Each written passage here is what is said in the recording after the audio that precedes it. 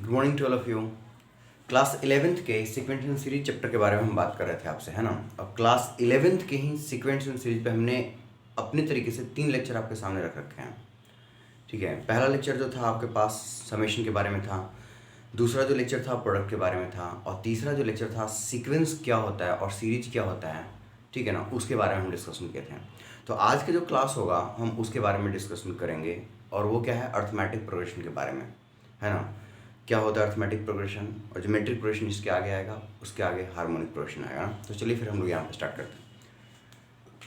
हाँ देखिएगा, मैं जो बता दूँ आपको कि ये जो हम लोग सीक्वेंस के बारे में जो बात किए थे, सीक्वेंस ना, वो सीक्वेंस जो हम लोग रीड करते हैं, पढ़ते हैं, और जिसके बारे में ज़्यादा से ज़्यादा कुछ हम जानते हैं, वैसे सीक्वेंस हमारे पास टोटल 3 हैं। ठीक है, उसी में से आपके पास एक है बेटा आपके पास अर्थमेटिक प्रोग्रेशन, अर्थमेटिक प्रोग्रेशन,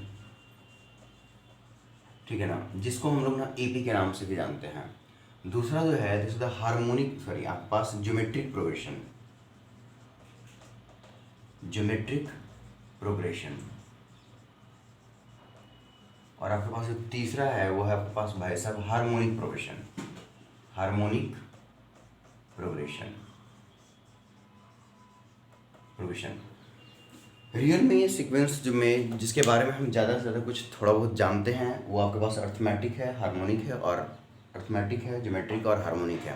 ये 3 सीक्वेंस हैं जिसके बारे में हम ज़्यादा कुछ जानते हैं। तो यही सीक्वेंस 3 मुझे पढ़ने हैं, ठीक है ना। अर्थमेटिक सीक्वेंस जो है, अर्थमेटिक प्रोग्रेशन बोल दीजिए, सीक्वेंस को बोल दीजिए, पहले आएगा, नेक्स्ट आपके पास ज्योमेट्रिक आएगा, उसके आगे आपके पास हार्मोनिक आएगा, ठीक है ना।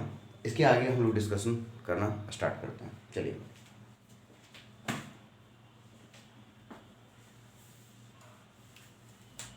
क्या होता है अर्थमेटिक प्रोग्रेशन, ठीक है, उसके बारे में डिस्कशन करेंगे। मैं बता दूं कि सीक्वेंस एंड सीरीज में और भी सीक्वेंस आपके सामने आएंगे, लेकिन उसके बारे में आप चूंकि अब बहुत ज़्यादा नहीं जानते हैं, इसलिए उस सीक्वेंस को हम लोग यहाँ पर उतना ज़्यादा रीड नहीं करते हैं। सिर्फ एक नॉर्मल सा आएगा, जैसे एजीपी आएगा, अर्थमेटिको ज्योमेट्रिक सीरीज, ठीक है, वो आएगा अपने सामने से तुरंत निकल जाएगा, ठीक है, क्योंकि सीक्वेंस का एक बस फॉर्मेट है, ठीक है ना। और भी आएंगे तो उसी तरीके से निकलेंगे, इसलिए ये 3 हैं जिसके बारे में हम ज़्यादा कुछ थोड़ा बहुत जानते हैं, है ना। अर्थमेटिक प्रोग्रेशन का डेफिनेशन के पहले हम लोग बात करेंगे, हम लोग बात करने जा रहे हैं अर्थमेटिक प्रोग्रेशन के बारे में। अर्थमेटिक, अर्थमेटिक प्रोग्रेशन ना, देखिएगा,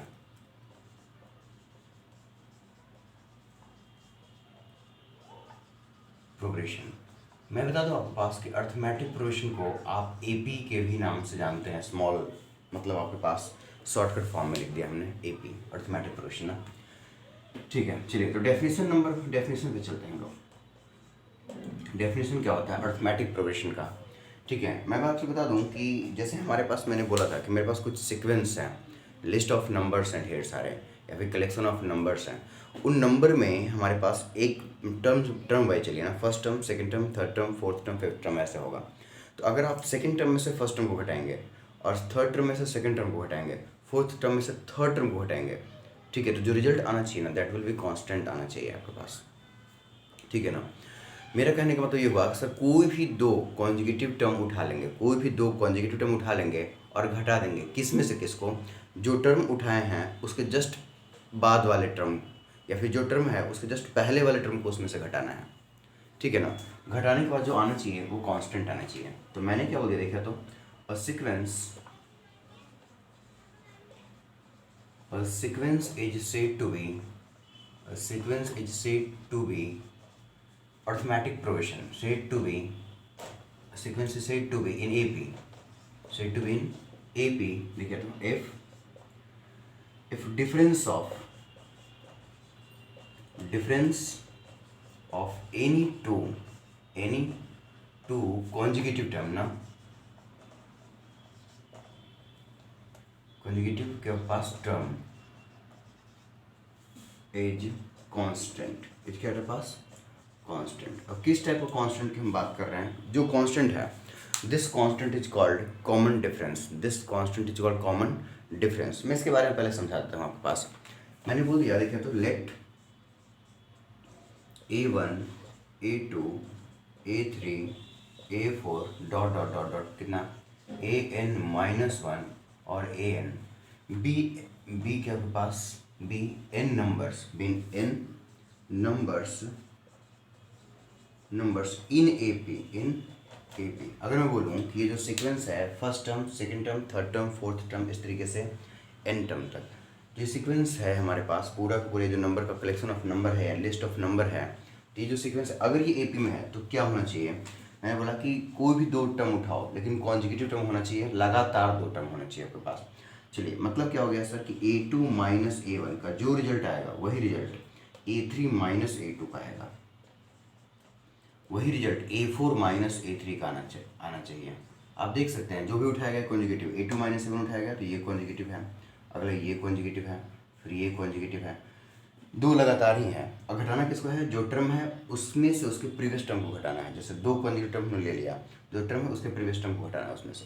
अगर ऐसा हम लोग करते चले जाएंगे, इस तरीके से करते चले जाएंगे ना, तो लास्ट में हमारे पास कितना आ जाएगा कि ए एन में से घटा देंगे कितना, A n minus one, that is equal to D. मैंने बोला कि अगर मैं A2 माइनस A1 घटाऊंगा तो जो आएगा वही रिजल्ट A3 माइनस A2 का आएगा, वही result A4 minus A3 sorry A4 minus A3 का आएगा, और डॉट डॉट वही रिजल्ट AN माइनस 1 का आएगा, that is equals to D। D is the constant, this constant is called common difference of an AP। अभी क्या है here, constant के आपके पास D इज कॉल्ड के पास कॉमन डिफरेंस है ना, common difference of an AP।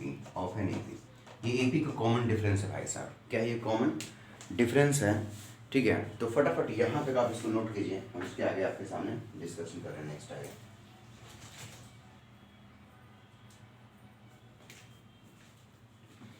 चलिए अब हम आपसे बताने वाले हैं कि देखिए ये फर्स्ट टर्म हो गया मेरे पास, ये सेकंड टर्म हो गया, ये थर्ड टर्म, ये फोर्थ टर्म, ऐसे करते करते ये लास्ट टर्म है, ठीक है। इसी को हम लोग बोलते हैं nth टर्म। इसे क्या बोलते हैं, nth टर्म। nth टर्म जैसे Tn है, अगर n की जगह आप 2 रख दोगे तो सेकंड टर्म आ जाएगा, n की जगह 4 रख दोगे तो A4 आ जाएगा, मतलब फोर्थ टर्म आ जाएगा। n की जगह 10 रख दिया तो A10 यानी 10th टर्म आ जाएगा। इसका मतलब ये हुआ सर आपके पास एक फॉर्मूला इससे जनरेट हो जाएगा। कौन सा फॉर्मूला जनरेट हो जाएगा, nth टर्म का। अगर मुझे कोई बोलेगा कि मैं भाई साहब आपके पास 20th टर्म निकालना है तो यानी A20 निकालनी है मुझे, तो A20 का फॉर्मूला पता होना चाहिए, ठीक है ना। इजी वे में निकालेंगे हम लोग, nth टर्म का फॉर्मूला की बात करेंगे ना। चलिए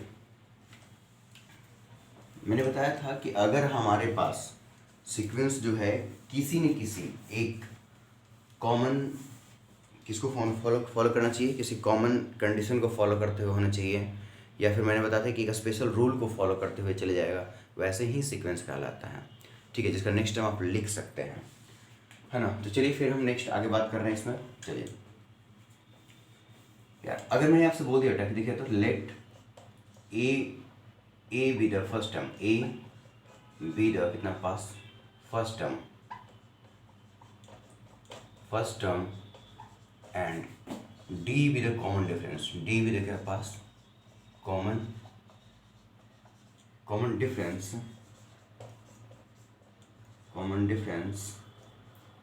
ऑफ एन AP, देन आगे देखिए, देन मैं क्या लिखने जा रहा हूँ। अभी जो प्रीवियस थोड़ा देर पहले देखे थे उसके अकॉर्डिंग देखिएगा, A2 माइनस A1 बराबर A3 माइनस A2, ठीक है, बराबर डॉट डॉट कितना पास AN माइनस 1 बराबर कितना था, D था, यही था ना जी। अगर मेरे पास सीक्वेंस कौन सा था भाई साहब, A1 था, A2, A3, A4 dot dot. आपको पता है कि A1 को तो मैंने A मान लिया, इसका मतलब ये हुआ सर A1 बराबर कितना हो गया A, यानी फर्स्ट टर्म तो सर A आ गया यार। बात करें सेकेंड टर्म A2 का, बात किसका कर रहे हो, सेकेंड टर्म यानी A2 का।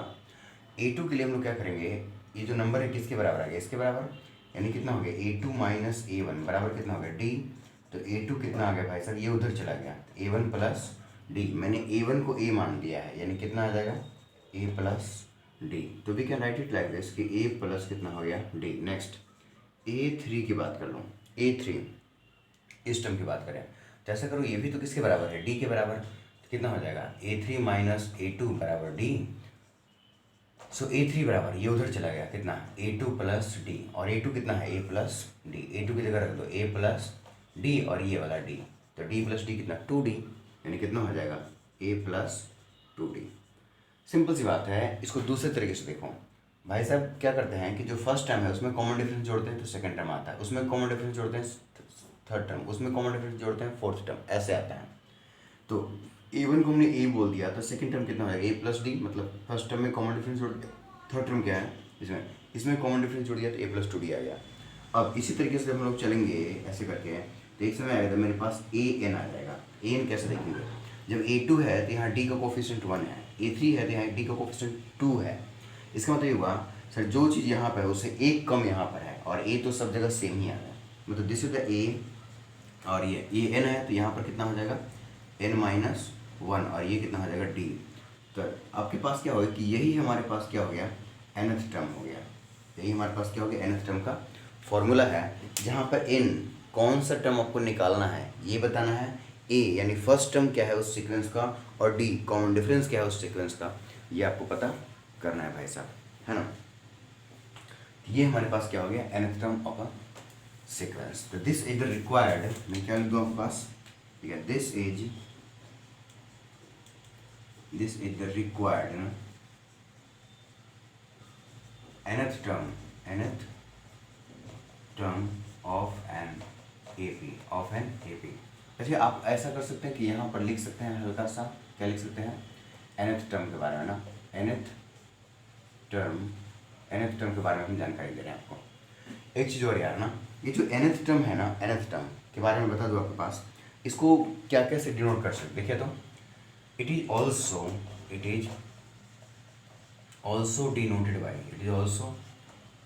बाई, देखिए तो टी एन से भी डिनोट करते हैं इसको, एल से भी डिनोट करते हैं, और साथ साथ ए एन से भी डिनोट करते हैं, ए एन से, जो कि यहाँ पे है, ठीक है। तो कहीं पर टी एन लिखा रहेगा, कहीं पर ए एन लिखा रहेगा, कहीं पर एल लिखा रहेगा, तो आपको बिल्कुल भी टेंशन लेने की ज़रूरत नहीं है। तो यहाँ से आप अर्थमेटिक प्रोग्रेशन को देख सकते हैं, ठीक है ना। चलिए, आई होप आपको कहीं पर दिक्कत नहीं आया होगा ना। इसके आगे हम लोग बढ़ते हैं nth टर्म के बाद। सर nth टर्म पे और भी कुछ जानकारी है, मैं बोला बिल्कुल है, आप देखिए जरा सा इसको, ठीक है ना। nth टर्म काफ़ी मज़ेदार चीज़ है, समझ गए आप। nth टर्म जो है ना काफ़ी मज़ेदार चीज़ है, देखिएगा मैं क्या आपसे बोल रहा हूँ, ठीक है ना। nth टर्म के बारे में वी नो दैट कि जो tn है वो कितना है a plus n-1 into T है, ठीक है, बढ़िया समझिएगा। ये जो tn है यार, उसके बारे में बता दूँ कि a तो a है, और इसको अंदर गुना करेंगे तो n इंटू डी हो गया, माइनस हो गया d। तो tn के बारे में बता दूँ कि ये तो हो गया d इंटू n, इसको यहाँ आगे रख दिया, इसको इधर है भाई साहब, तो a माइनस डी। मैं बता दूँ a और d दोनों के दोनों कांस्टेंट है, दिस इज क्या आपके पास कांस्टेंट हो गया, कांस्टेंट है ना। और ये d भी क्या है हमारे पास कांस्टेंट है भाई साहब, d भी क्या है कांस्टेंट है। वेरिएबल क्या है, वेरिएबल है n, क्यों, क्योंकि tn लिखना है तो tn n की जगह 1 तो यहाँ भी 1 हो जाएगा, यहाँ पे 2 तो यहाँ भी 2 हो जाएगा, यहाँ पे 3 तो यहाँ भी 3 हो जाएगा, n वेरी कर रहा है, लेकिन d n minus a minus D ये तो कांस्टेंट है ना। क्या मैं इसको लिख सकता हूँ, मैं अगर a को अगर मैं बोल दूँ कि ये कैपिटल A है, और इसको मैं बोल दूँ कि this is the b, we can write it like this कि tn बराबर an प्लस b। क्या आपको ये जो चीज़ देखने से किस चीज़ में दिख रहा है, ये भाई साहब आपको दिख रहा है लीनियर फॉर्म में, है ना।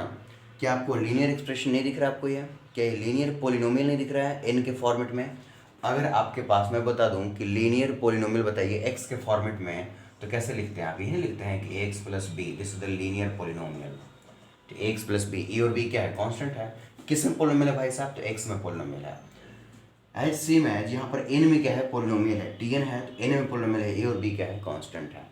तो इससे में एक चीज़ साफ हो गया कि सर कभी भी अर्थमेटिक प्रोग्रेशन का जो अगर nth टर्म है, किसी भी अर्थमेटिक प्रोग्रेशन का जो nth टर्म है वो हमेशा किस फॉर्मेट में आएगा, तो लीनियर फॉर्मेट में आएगा। कैसा आएगा, लीनियर फॉर्म में रहेगा। आप लिख सकते हैं सर, आप लिख सकते हैं ना नोट पॉइंट में ना, क्या लिख सकते हैं लोग, नोट पॉइंट, या लीनियर लिख देना, लीनियर फॉर्म। चलिए हम क्या बोल रहे हैं, नोट पॉइंट में क्या है हमारे पास ना, नोट पॉइंट में है भाई साहब हमारे पास, उसके बारे में समझिएगा। नोट पॉइंट ना कि हाँ लिखिए, क्या लिखिए आप, nth term of an A P is always इनके पास ऑलवेज इनके पास लीनियर फॉर्म, इज ऑलवेज इनके पास linear, is always linear in linear polynomial in n, always in linear polynomial form, linear polynomial form, ठीक है ना। अब n लिखने की जरूरत नहीं है। अब यहाँ पर हो सकता है k लिखा जाए तो यहाँ k लिखा जाए, यहाँ पर p लिखा जाए तो यहाँ p लिखा जाए, यहाँ पर r लिखा जाए तो यहाँ r लिखा जाएगा, जरूरी नहीं n बोलने के लिए। बट nth टर्म, अगर nth टर्म है तो n में होगा, rth टर्म है तो r में होगा लीनियर, pth टर्म है तो p में होगा। सिंपल सी बात है ना। मैंने सिंपल सी बोला है कि लास्ट टर्म यानी tn टर्म या फिर nth term of an AP is always in linear polynomial form, हमेशा किस फॉर्म में होगा भाई सभी, लीनियर पोलिनोमियल फॉर्म में होगा, है ना। तो ये चीज़ आप जरूर याद रखें। एक छोटा सा एग्जांपल दिखाता हूँ मैं इस पर, ठीक है। देखिए मैंने आपको क्वेश्चन के तौर पे मैं क्या बोला, देखिएगा मैंने क्वेश्चन के तौर पे आपको बोला, ये तो मैंने ये बोला which of the following is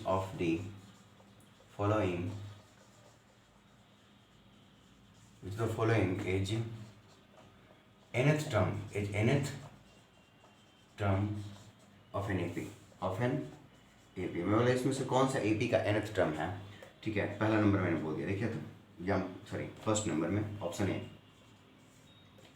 n² + 2 हो गया, ऑप्शन बी 3/2n माइनस कितना है 5, और ऑप्शन सी कितना है पास 5n माइनस कितना हो जाएगा n³, ऑप्शन डी कितना है नन।